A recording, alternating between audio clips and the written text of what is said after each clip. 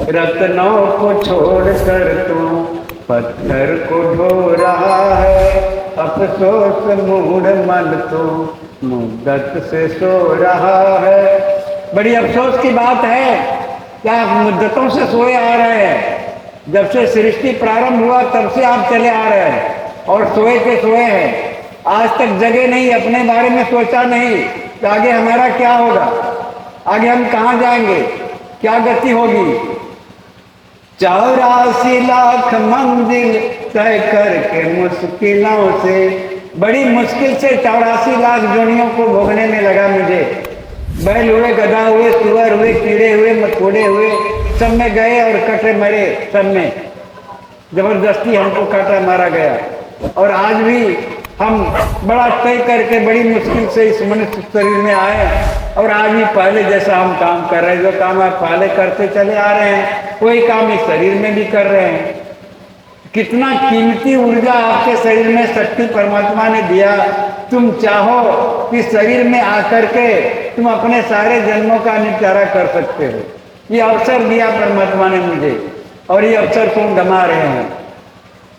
84 लाख मंजिल तय करके मुश्किलों से, जिस दर को तुमने ढूंढा उस दर को खो रहा है। अफसोस मूड मन तो मुद्दत से सो रहा है।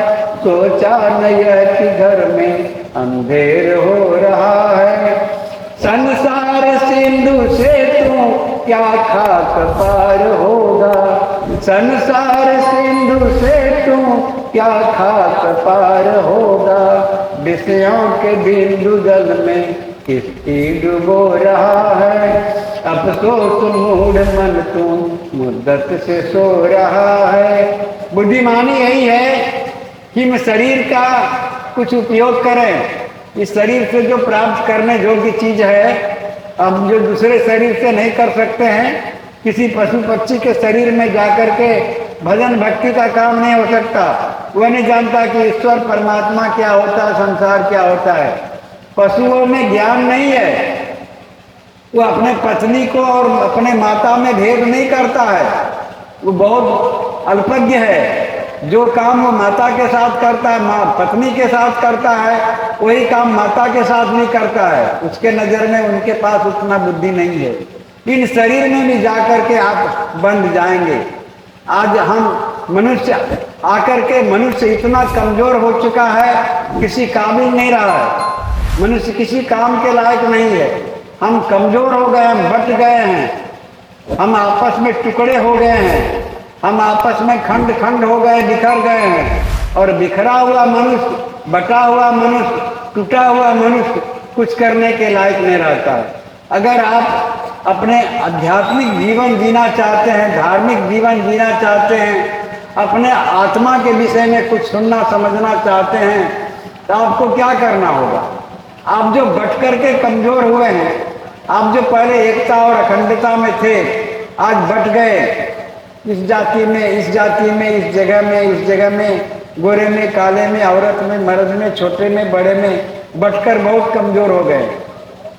अगर आप वापस आना चाहते हैं, अपने केंद्र की तरफ लौटना चाहते हैं, तो सारे बिखराव को आपको समेटना होगा, एकता और अखंडता में आना होगा।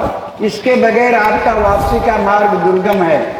इसलिए सारे जातिवाद, पंथवाद, वर्गवाद, फिरकावाद सबको मिटा करके आत्मचिंतन की ओर बढ़ें। आज मनुष्य का नस्ल इतना खराब हो चुका है कि लोगों को अपने दुख से दुखी नहीं है। मनुष्य आज अपने दुख से कोई दुखी नहीं है, दूसरों के सुख से दुखी है। दूसरा सुखी में है, इस बात को लेकर के बड़ा दुखी है। कहते हैं आदमी का नस्ल इस कदर से खत्म हो गया है कि विषधरों का वंश चारा डर गया है। आज आदमी का वंश, मनुष्य का नस्ल विषाक्त हो गया है, विष से भर गया है। आदमी का नस्ल विष से इस कदर से भर गया है कि विषधरों का वंश सारा डर गया है। किसी दिन कहीं पर आप सुनेंगे ये खबर, किसी दिन कहीं पर आप सुनेंगे ये खबर कि आदमी के काटने से सांप कोई मर गया है। आज मनुष्य के शरीर में जहर भर गया है, एक दूसरे का कोई दुश्मन बन रहा है, आपस में उनको मेल नहीं है। और ये आत्मचिंतन के लायक आप तब तक नहीं होंगे जब तक इन बुराइयों को समाप्त न कर देंगे, इन बुराइयों को आप खत्म नहीं कर देंगे। आपसी दुश्मनी आपको ले मारेगा, आपको ले डूबेगा, आपको अपने उत्थान की तरफ आने नहीं देगा। जरूरत इस बात का है, अगर आप आत्मचिंतन करना चाहते हैं, अगर आत्मा का उद्धार करना चाहते हैं, इन सारे विग्रहों से, इन सारे उपद्रवों से आपको उबरना होगा। आप शांत चित्त हो जाएं, आप एकांत में आने के लिए, आप आत्मचिंतन करने के लिए, किसी धर्म के मार्ग पर चलने के लिए आपको जरूरी है। आप जो बिखरे हुए लोग हैं, बटे हुए लोग हैं, टूटे हुए लोग हैं, आप में मनोबल बचा नहीं है। इसलिए परमात्मा ने तो ऊर्जा भर दिया था हमारे में, इंद्रियों में ताकत दे दिया था, मन दिया था, बुद्धि दिया था, चित्त दिया था, सब कुछ दिया था, दिव्य अंतःकरण दिया था। इन सब चीज का उपयोग हम नहीं कर रहे हैं, इसका दुरुपयोग हो रहा है। जिस चीज के लिए उपयोग होना चाहिए ऐसा ना होकर के हम दूसरा काम में इसको लगा दिए। इतना कीमती जो शक्ति मुझे दिया गया, यह शक्ति हम संसार में व्यर्थ गंवा दिए। इस शक्ति को पाकर के हम आत्मा का उद्धार कर लेते, हम 84 लाख जोनियों से मुक्त हो जाते, हम संसार को पार कर गए होते। हमारे दरिया साहब ने कहा कि भक्ति बिना कहीं ठौर न पावे, कितनों दान पुण्य कति लावे, बगैर भक्ति से संसार सागर को पार नहीं किया जा सकता है। और लगे हाथों आप ये भी समझ लें कि भक्ति कहते किसी है, बैठ करके किसी का नाम जप लेने का नाम भक्ति नहीं है। भक्ति स्वभाव को कहते हैं, चरित्र को कहते हैं। अगर आपका स्वभाव नम्र नहीं है, आपका स्वभाव निश्चल नहीं है, तो आप भक्ति के काबिल नहीं है। इसलिए दरिया साहब ने कहा कि भावते भक्ति है, योग ते ज्ञान है, ज्ञान हुआ तब पूर्ण ब्रह्म। आप में जो सुंदर स्वभाव है वही भक्ति है। गोस्वामी जी भी कहते हैं कि कहो भगति पद कौन प्रयासा, जोग नमक जब तक उपवासा। कभी किसी भी प्रयत्न और प्रयास को हम क्या कहें, जितने भी प्रयास हैं, जितने भी प्रयत्न हैं, वो तमाम भक्ति नहीं है। फिर भक्ति क्या है? सरल सुशील, जो सरल है, बिल्कुल सरल चित्त के हैं, सुशील है, नम्र है, निश्चल है, निर्ग्रंथ है, निर्द्वंद है, वही भक्ति के काबिल है, वही भक्ति है। हमारे भगवान ने भी इस बात को दोहराया है कि निर्मल मन जैसो मोहि पावा, मोहि कपट छल क्षुद्र न भावा। हमको कपटी आदमी नहीं सुहाते हैं, इसलिए छल कपट से अपने चित्त से निकाल देना चाहिए। शांत चित्त, निर्मल चित्त होकर के सदा जीवन जिए, सदा जीवन उच्च विचार, यही मानव का श्रृंगार है। इसलिए हमारे दरिया साहब ने कहा कि सकीरे पिए गुण पहिरो साड़ी, जो परमात्मा के गुण हैं उसी का परिधान बना लो, कोई परिधान पहनो, यही तुम्हारा काम आएगा। हमारे गोस्वामी जी बहुत ईमानदार कवि थे। उन्होंने चूँकि यह ग्रंथ भगवान राम के जीवन पर आधारित है, लेकिन इस कथा के कहने के प्रसंग में उन्होंने बहुत धर्मोचित बात भी कहा मानव कल्याण के लिए। जो जौहरी होते हैं वो खोज निकालते हैं। भगवान की विफलता का भी वर्णन किया उन्होंने। देखा कि संसार में महारानी सीता का अपहरण हो जाता है, भगवान मृग बध करके आश्रम की तरफ आते हैं, तो मृग बधि बंधु सहित प्रभु आए, आश्रम देख नयन जल छाए, आश्रम देखई जानकी हीना, भय विकल जस प्राकृत दीना। लक्ष्मण समझाए बहु भांति, पूछत चले लता पर पाती, हे खग मृग हे मधुकर श्रेणी, तुम देखी सीता मृग नैनी। एक सीता के लिए भगवान इतने व्याकुल हुए, इतने तड़प गए, उन्हें पता ही नहीं लगा कि मुझे किनसे पूछना है और किससे पूछ रहे हैं। उन्होंने पशुओं से, पक्षियों से पूछने लगा कि बताओ हमारी सीता कहाँ है, हमारी सीता कहाँ है। यह प्रसंग खड़ा करके गोस्वामी जी आगे दर्शा रहे हैं। जब लक्ष्मण को शक्ति लग जाती है तो राम जी वहां विलाप करते हैं और कहते हैं, सुत बित नारी भवन परिवारा, होई जाहे जग बारम बारा।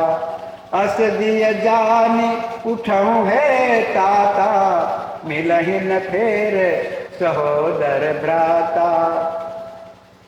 कहते हैं कि नारी हानि विशेष क्षति नाही। यहाँ देखिए पत्नी की भूमिका, पत्नी के लिए उनके पास कितना श्रेष्ठ मर्यादा है कि सीता जी का अपहरण जान करके, सीता जी को अनुपस्थिति जान करके भगवान आपे में नहीं रहे, वह एक अदना मनुष्य के तरह जमीन पर गिर गए और उन्हें पता ही नहीं लगा कि हम किनसे परिचय पूछें। पशुओं से पक्षियों से पूछ रहे हैं कि बताओ हमारी सीतें कहाँ, हमारी सीतें कहाँ। आज वही मर्यादा पुरुषोत्तम भगवान राम जब लक्ष्मण को शक्ति बाण लग रहा है तो उन्होंने कहा कि मैं जहाँ जहाँ गया हूँ तहाँ तहाँ पत्नी बच्चे मिले ही हैं, इसके लिए ज्यादा रोने धोने का क्या जरूरत है। एक सीता ही चली गई थी, कोई विशेष क्षति की बात नहीं थी। कहते ये अगर मुझे ऐसा पता होता, जौन जनितो बन बंधु बिछे हूँ पिता वचन मनतो नहीं, अगर मुझे ये पता होता कि बन जा करके मुझे बंधु से हाथ धोना पड़ेगा तो मैं कभी पिता का वचन नहीं मानता। कहते हैं, न रोए बन गवन सुन कर पिता की वेदनाओं पर, न रोए बन गवन सुन कर पिता की वेदनाओं पर, उठाकर गिद्ध को निज गोद में आंसू बहाते हैं, उठाकर गिद्ध को निज गोद में आंसू बहाते हैं। भगवान इस बात को स्वीकार कर रहे हैं, मुझे यह मालूम होता, मैं अगर जाना होता कि बन जा करके मुझे लक्ष्मण से हाथ धोना पड़ेगा तो मैं पिता का वचन कदापि नहीं मानता। इस बात को स्वीकार कर रहे हैं। वही कह रहे हैं कि पिता ने वनवास दे दिया, इसके लिए दुखी नहीं थे वो। कहने का मतलब बहुत सारे हीरे के नग रामायण के अंदर हैं लेकिन हम ढूंढ नहीं पाते हैं। कहा कि जाहि जपहु संत करसत नामा, तासे सुफल भयो सब कामा। यहाँ टीकाकारों ने क्या कर दिया, सतनाम में तालब 100 दे दिया। अब सत हो गया 100, कहते हैं सत को नाम दे दिया कि 100 बार शंकर का नाम लेने से लोगों को कल्याण हो जाता है। एक बार शंकर का नाम लेने से कल्याण नहीं हो सकता, 100 बार लेना है, और 100 बार में नहीं होते 200 बार नहीं हो सकता है। इसलिए यहाँ जो मूर्धन्य 100 था उसको तालब 100 में बदल दिया, इसका अर्थ ही बदल गया। सतनाम जो कहा गया था, सतनाम का अर्थ बदल दिए, ये सतनाम नहीं रहा। इसी बात सीता जी भी अशोक वाटिका के निकट हैं, उन्होंने कहा हम अशोक वृक्ष के नीचे हों, और परमात्मा भी अच्छे वृक्ष हैं, उन्हें भी अशोक कहा जाता है, जिसके अशोक का मतलब होता है कि जहाँ कोई शोक न हो, और मैं इसी गाछ के निकट हूँ जिसका नाम अशोक है। तो सुनहु बिलाप मम बिटप अशोका, सत्य नाम करो हरु मन शोका। क्या सीता जी जड़ उपासना करती थी? सीता जी ने प्रार्थना किया कि आप भी तो अशोक हो और मैं शोक में डूबी हुई हूँ, मेरे शोक का निवारण क्यों नहीं हो रहा है। अक्षय वृक्ष सत्पुरुष हैं, अक्षय वृक्ष का मतलब अशोक, अशोक जिस वृक्ष के नीचे कोई शोक नहीं है। अक्षय वृक्ष सत्पुरुष है, निरंजन वाकी डार, फिर देवा शाखा भया पत्र भया संसार। तो महारानी सीता, महारानी इस प्रकार परमात्मा से हमने विनय करते हैं, लेकिन टीकाकारों ने इसको कुछ से कुछ कह दिया। महारानी सीता, दरिया साहब भी रामायण का जिक्र किया, अभी हमारे पूर्ववक्ता के मुंह से भी सुन चुके हैं आप, लेकिन इन्होंने एक ही शब्द में, पहले शब्द में सारी रामायण को मज करके रख दिए। एक ही लाइन इन्होंने लिखा दरिया साहब ने, माया जनक गृह आइया, दिया सभन को शोक। इन शब्दों से जितने सारे रामायण में विकृति है, दरिया साहब ने इन्हीं एक पंक्ति लिख करके सबको मिटा दिया। अब क्या क्या शोक दिया, धनुष स्वयंवर हुआ। क्या राम मर्यादा पुरुषोत्तम रामचंद्र जी ने धनुष तोड़ा? क्या रावण को रामचंद्र जी ने मारा? क्या सीता को रावण ने अपहरण करके ले गया? रामायण के अंदर रामचंद्र जी के जीवन में जितने भी घटना हुआ है वो रामचंद्र जी नहीं कर पाए। महारानी सीता, राम लक्ष्मण पुष्प वाटिका जाते हैं फूल तोड़ने, कई अवसर सीता कहाँ आई, गिरिजा पूजन जननी पठाई। सीता ने देखा राम को, क्या एक सखी दौड़कर कह दिया कि श्याम गौर की भी कहो बखानी, गिरा नैन नैन भी वाणी। हे सीते, दो सुंदर राजकुमार, उसकी सुंदरता का क्या वर्णन करूं? जो वर्णन करेगा, जो कह सकता है उसके पास नजर नहीं है, और जिसने देखा उसको कहने का मुंह नहीं है। सीता जी थोड़ा सा उत्कंठित हुई, उन्होंने अपने नजर से देखा और रामचंद्र को पति के रूप में हृदय में बैठा करके अपने नयन कपाट को बंद कर दिए। रामचंद्र जी यहाँ कैद है। अब यहाँ करिश्मा यह है कि महाराज जनक ने प्रतिज्ञा कर दिया, इस धनुष को जो भंग करेगा उसके साथ हम सीता का शादी करेंगे। अब रंग मंच पर धनुष स्वयंवर रखा हुआ, धनुष रखा हुआ है, सारे राजाओं को आमंत्रित किया गया। रावण में भी उसमें उपस्थित आए हैं। महारानी सीता और महारानी सुनैना, सीता एक खिड़की पर खड़ी है तो सुनैना शंका करती है। जब भगवान राम को आदेश हुआ कि जाओ धनुष को तोड़ो, तो हम सुनैना को शंका हो गया कि रावण बानासुर जोधा, जब हारे धनुष उठाने में। रावण बानासुर जोधा, जब हारे धनुष उठाने में। तो समय नष्ट क्यों करते हैं बच्चों को खेल खिलाने में? तो समय नष्ट क्यों करते हैं बच्चों को? हम सुनैना कहते कि ये राजा को क्या हो गया? रावण जैसा, बानासुर जैसा जब धनुष को नहीं हिला डोला सका, तब ये बच्चों के साथ खिलवाड़ करने के क्या तमाशा सुझा राजा को? इससे तो अच्छा यह है कि अपने प्रतिज्ञा को भंग कर दें और सीता की शादी किसी जोगी वर से कर दें। उधर महारानी सीता के पास मजबूरी है। वो कहती है, हे विधना कैसे धीर धरो, प्रण कठिन पिता ने ठाना है। हे विधना कैसे धीर धरो, प्रण कठिन पिता ने ठाना है।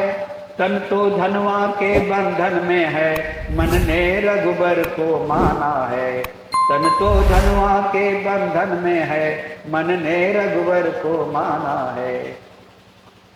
अब सीता जी के साथ ये मजबूरी थी। सुनैना उधर व्याकुल है और महाराज जनक जी के पास ये समस्या है। हे दीप दीप के राजागण, हम किसे कहें बलशाली है। हे दीप दीप के राजागण, हम किसे कहें बलशाली है। हमको तो यह विश्वास हुआ, हमको तो यह विश्वास हुआ, पृथ्वी वीरों से खाली है। इस प्रकार का घोषणा सुनते लक्ष्मण जी का तेवर चढ़ गया और उसके हाथ चढ़ दिया। का ये क्या शब्द कह दिया महाराज जनक ने? कहा कि अपने भाई मर्यादा पुरुषोत्तम राम के तरफ इशारा से कहते हैं, जो राहुल अनुशासन पाऊं, कर्मकीन बरबान उठाऊं। अगर आपकी आज्ञा हो तो कि कच्चे घड़े की तरह इस पृथ्वी को उठाकर फोड़ सकता हूं। यह बात सरासर चुभ गया कि पृथ्वी वीरों से खाली है। अब सबके साथ ये समस्या है। महाराज जनक के पास भी समस्या है, लक्ष्मण जी का तेवर चढ़ा हुआ है, सुनैना गमगीन है और सीता जी के साथ ये मजबूरी है। अब महारानी सीता, दरिया साहब ने क्यों कहा कि माया जनक गिरिया आया, मैं इसी का जवाब दे रहा हूं, यही बात समझा रहा हूं। महारानी सीता ने तो मर्यादा पुरुषोत्तम भगवान को पति के रूप में उस वाटिका में ही वर्ण कर लिया था, पति तो वही मान लिया था। अब पिताजी का प्रतिज्ञा का मजबूरी है तो धनुष को कौन भंग करेगा? तो पिताजी का भी मर्यादा रहे और माताजी भी खुश हो और हमारी मनोकामना भी पूरा हो, ये सीता जी तीनों को लेकर के चल रही है कि हमारे पिताजी को भी अफसोस ना हो, उनका भी प्रतिज्ञा भंग ना हो। तो जब मर्यादा पुरुषोत्तम राम को आदेश हुआ धनुर्भंग करने का, तो रंगभूमि पर आते हैं।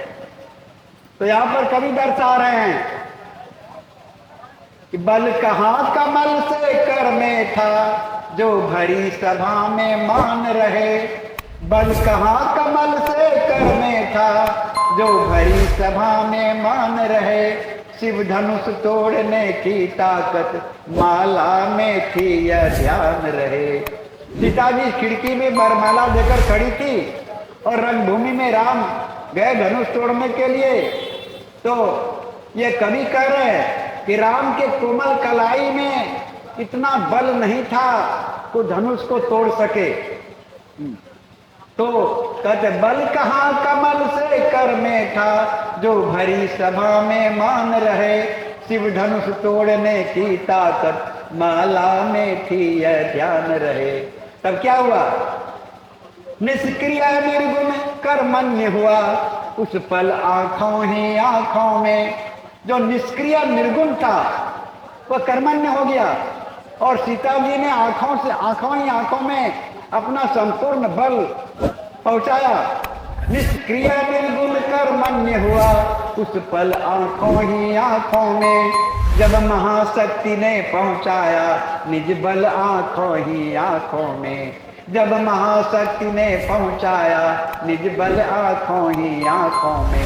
इन कहानी को थोड़ा सा 2-4 लाइन और पीछे जाकर समाप्त कर दें। इसके बाद हमारे वक्ता महोदय आए हुए हैं, इनको भी समय देना चाहेंगे।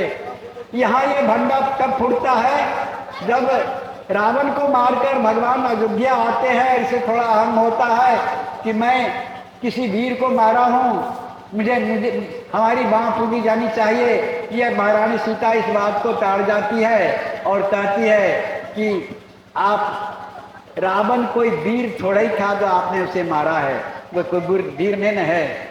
आपका बाँह पूजा जाएगा जब आप शास्त्रा बाहु को मार करके आइए, उस पर विजय प्राप्त करके आइए, तो मैं आपकी बाँह पूजूंगी।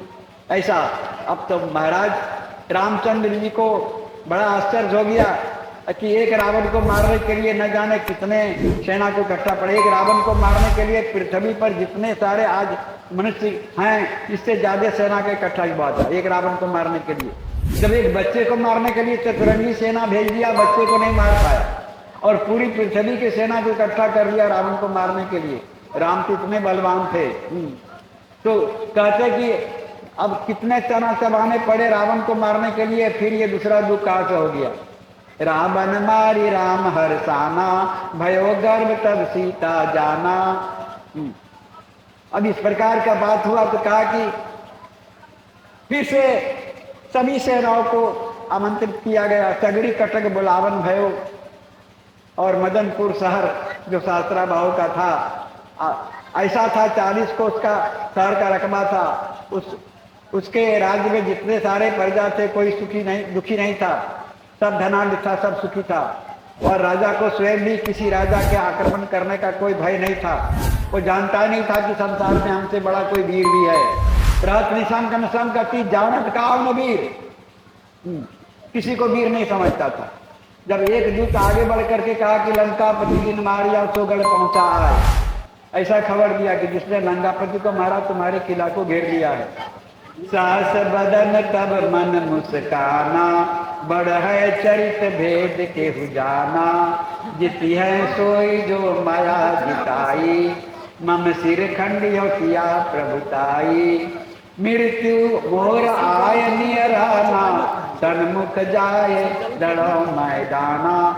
अब कहा कि धन्य हो माया तुम्हारी महिमा, अब तो मेरा समय निकट है ही, मैं क्यों छिपा रहूं सम्मुख आगे लड़ने के लिए। वीर तो चाहिए बेचारे। एक ही बाण सब कटक उड़ाने, निज गृह पहुंचे आप ठिकाने।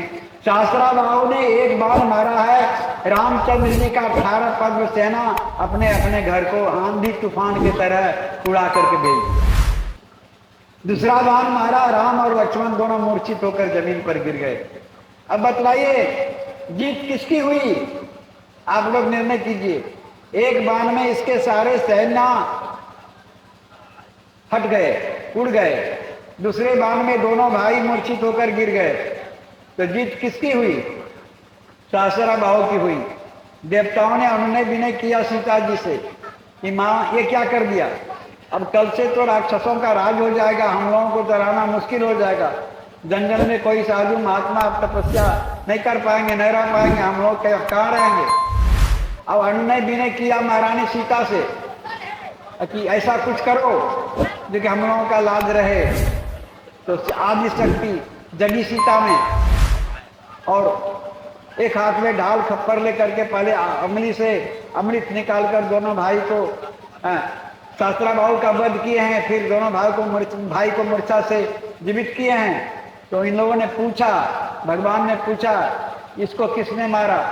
यहाँ तक मुझे याद है कि हमारी सारी सेना समाप्त हो गए, हम दोनों भाई मूर्छित हो गए, फिर इसको किसने मारा? तो महारानी सीता कहते कि आप ही ने किए हैं, दूसरा कौन करेगा? कहा नहीं तो मुझे यकीन नहीं हो रहा है। जब बहुत अनुनय विनय किए राम ने, तो महारानी सीता ने कहा कि आप हमारे पति हैं, मैं आपकी पत्नी हूं, आप हमारे प्रिया चरित्र को क्या खोजने लगे हैं? जनि खोजहु चरित्र नहीं पियनी का, चरित्र विचारे मन होए टीका, इंद्रजाल है चरित्र हमारा, इन करी बाजे सब संसारा। हमारे चरित्र का खोज आप मत करिए, अगर ऐसा करेंगे तो आप नहीं कुछ किए हैं।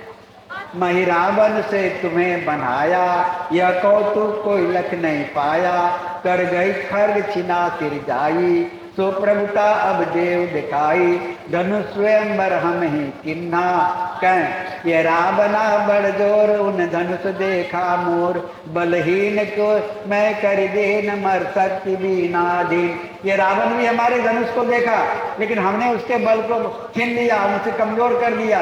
जितने सारे राजा आए सबका बल हम हरण कर लिया, किसी को धनुष नहीं तोड़ने दिया। और आप जब रणभूमि में आए तो मैं अपना समस्त शक्ति आपको प्रदान कर दिया, और आप कर्मण्य होकर के धनुष को तोड़े। क्या रामचंद्र जी ने धनुष तोड़ा, रखा और उठाया किसी ने देखा? वहां जितने सारे सभासद लोग बैठे हुए थे, राम को धनुष उठाते, तोड़ते और गिराते किसी ने देखा? नहीं देखा, नहीं देखा। कैसे तोड़ दिया राम ने?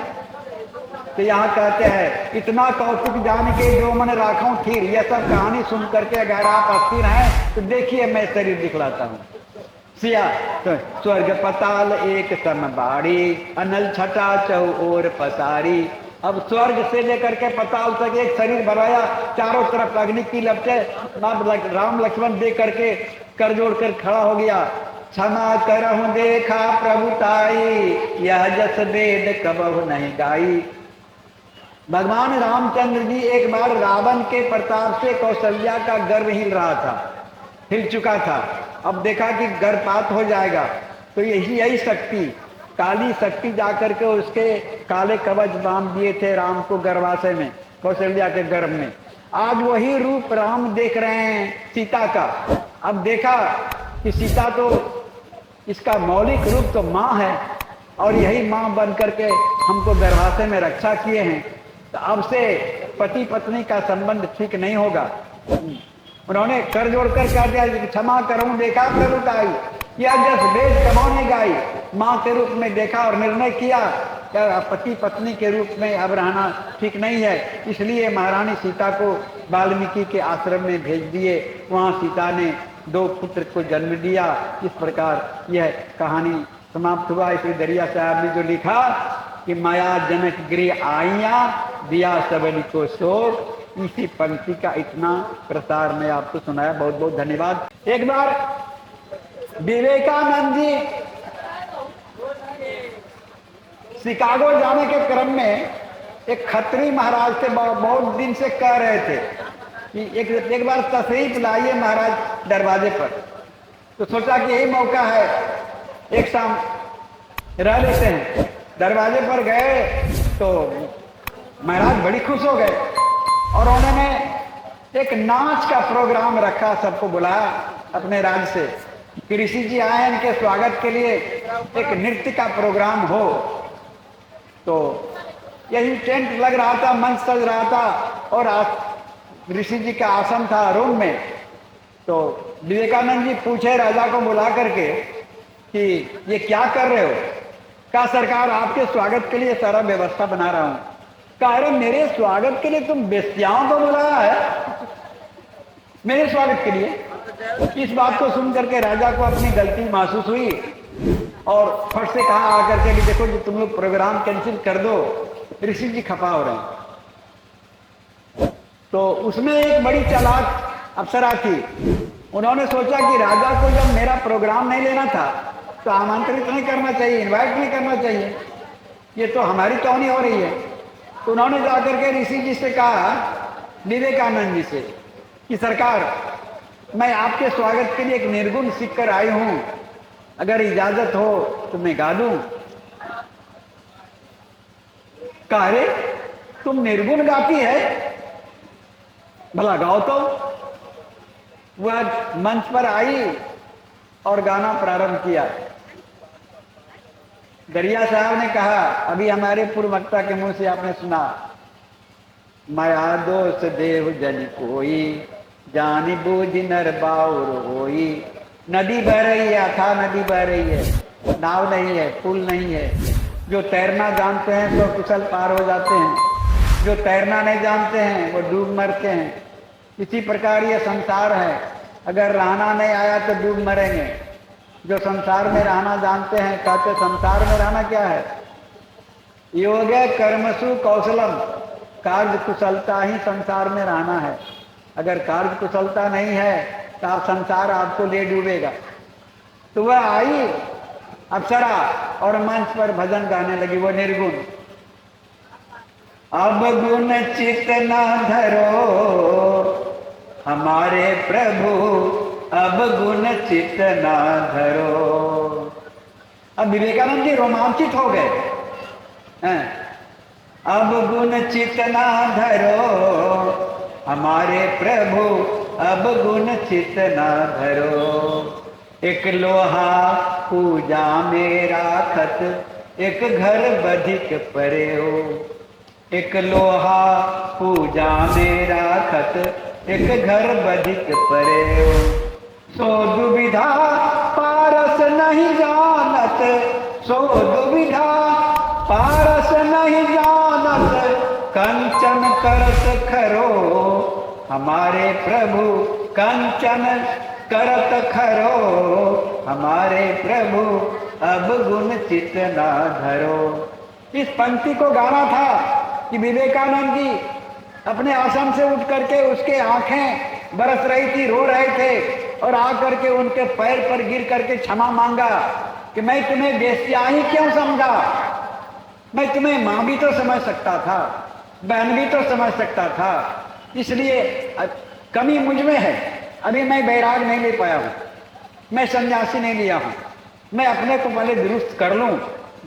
एक बात दरिया साहब ने कहा कि माया दोष देव जन कोई, जाने बूझ नर बाउर होई। इन्हीं शब्दों के साथ मैं अपनी वाणी पर विराम देना चाहता हूं।